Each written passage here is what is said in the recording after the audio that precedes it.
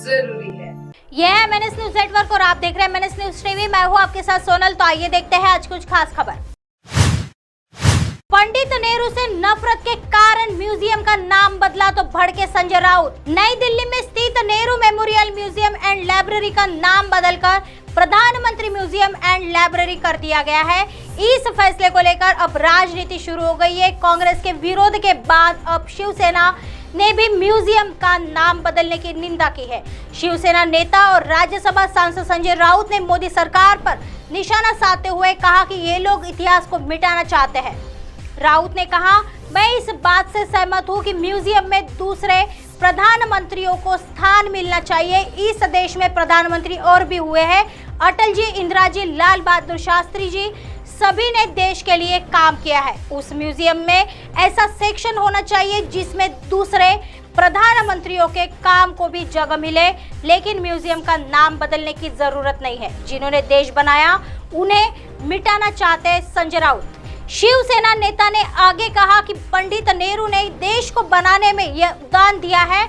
उन्होंने आजादी की लड़ाई में भी योगदान दिया था। उन्हीं के नाम पर यह Pandit Jawaharlal Nehru prime minister museum हो सकता था, लेकिन आप लोग इतिहास को खत्म करना चाहते हो। जो हमारे पुराने हीरो हैं, जिन्होंने देश बनाया, उन सबको मिटाना चाहते हो। राउत ने कहा, पंडित नेहरू से नफरत के कारण यह किया गया है। नेहरू जी के सामने मोदी जी का कद छोटा। कांग्रेस नेता गौरव वल्लभ ने कहा, नेहरू जी के सामने मोदी जी का व्यक्तित्व आज भी बहुत छोटा है। वो सोचते हैं कि नेहरू जी का नाम बोर्ड से हटाने से नेहरू जी का व्यक्तित्व कम हो जाएगा। नेहरू जी वो व्यक्ति है जिन्हें देश के लोग आर्किटेक्ट ऑफ मॉडर्न इंडिया मानते हैं। 1947 में नेहरू जी ने IIT, IIM, DRDO, ISRO, Bhakra, Nagda बांध और एम्स की परिकल्पना की। आइए बढ़ते हैं अगली खबर की तरफ। यूसीसी पर प्राइवेट मेंबर बिल की डिटेल आई सामने। राज्यसभा में आया था ये बिल। देश में समान नागरिक संहिता को लेकर उस दिन से बहस का दौर शुरू हो गया है जब से विधिक आयोग ने देश के लोगों से इस मुद्दे पर सुझाव मांगे हैं।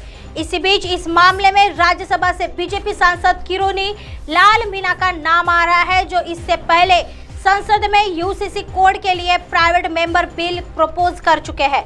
अगर यह बिल इस बार के मानसून सेशन में चर्चा के लिए रखा जाता है और यह संसद के दोनों सदनों में पास हो जाता है तो यह कानून बन जाएगा। इस प्राइवेट मेंबर बिल की मुख्य बातें क्या थी, हम आपको इसके बारे में जानकारी दे रहे हैं। इस बिल के बारे में बोलते हुए मीणा ने कहा कि उन्होंने पार्टी से अनुमति लेकर यूसीसी पर प्राइवेट मेंबर बिल सदन के सामने रखा था।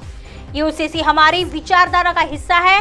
हम ये चुनाव की दृष्टि से नहीं बल्कि लोकतंत्र की मजबूती के लिए ऐसा कर रहे हैं।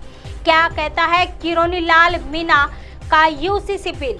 इस एक्ट को uniform civil code in India act 2020 के नाम से जाना जाएगा। यह सारे देश में लागू होगा। यूनिफॉर्म सिविल कोड का मतलब भारत में रहने वाले हर नागरिक के लिए एक कॉमन लॉ से होगा, चाहे वह किसी भी जाति या धर्म का हो। इस एक्ट के लागू होने के 6 महीने के भीतर केंद्र सरकार एक कमेटी का गठन करेगी जिसे national inspection and investigation committee के नाम से जाना जाएगा। आइए बढ़ते हैं अगली खबर की तरफ। जयस में कांग्रेस का ही डीएनए, कमलनाथ के इस दावे पर क्या बोला आदिवासी संगठन?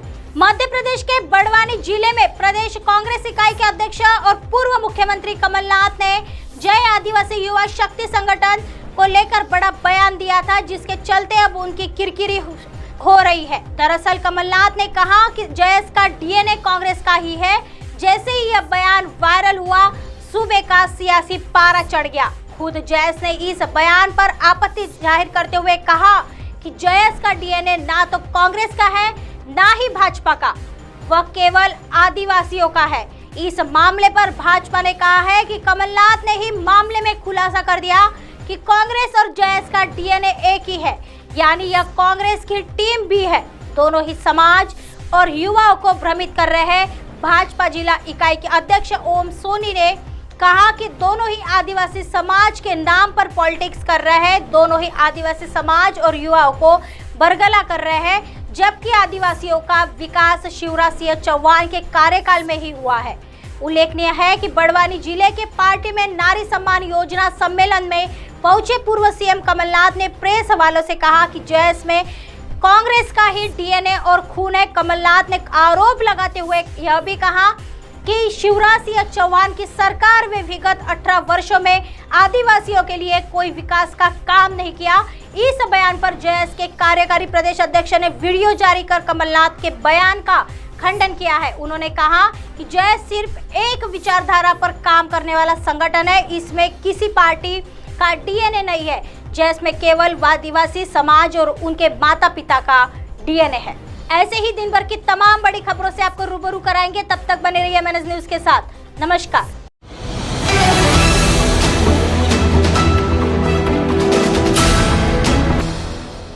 ये है एमएनएस न्यूज नेटवर्क और आप देख रहे हैं एमएनएस न्यूज।